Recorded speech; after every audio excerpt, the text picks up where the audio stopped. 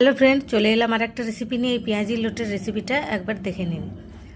প্রথমে কড়াইতে আমি লোটে মাছগুলো দিয়ে দিলাম। ঠান্ডা কড়াইতে দেবেন কিন্তু।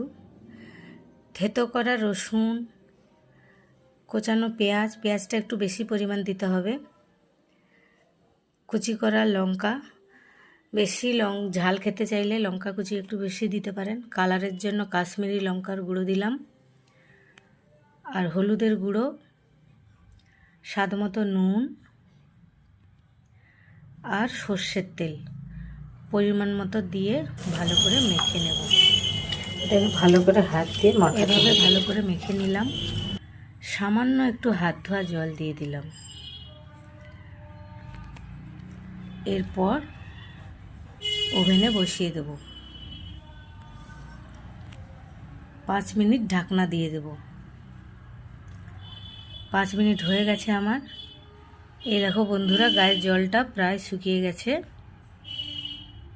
এরকম লোটে মাছ খেতে খুব ভালো লাগে। কারা কারা পছন্দ করো, লাইক কমেন্ট শেয়ার করতে ভুলবে না। তোমরা দেখো বলেই আমার বানাতে ভালো লাগে, আর তোমাদের সঙ্গে সবটা শেয়ার করতেও ভালো লাগে বন্ধুরা। এই দেখো, এরকম শুকনো শুকনো হয়ে গেছে। গরম ভাতে খেতে কিন্তু দুর্দান্ত লাগে। এরপর নামানোর আগে আমি সামান্য একটু লেবুর রস দিয়ে দেব। যেহেতু সমুদ্রের মাছ, ওই জন্য একটুখানি লোটে মাছ গন্ধ ছাড়তে পারে। দিলে দিতে পারেন, না দিলে নাও দিতে পারেন। এরপর পরিবেশন করুন। দেখা হচ্ছে পরের ভিডিওতে। ভালো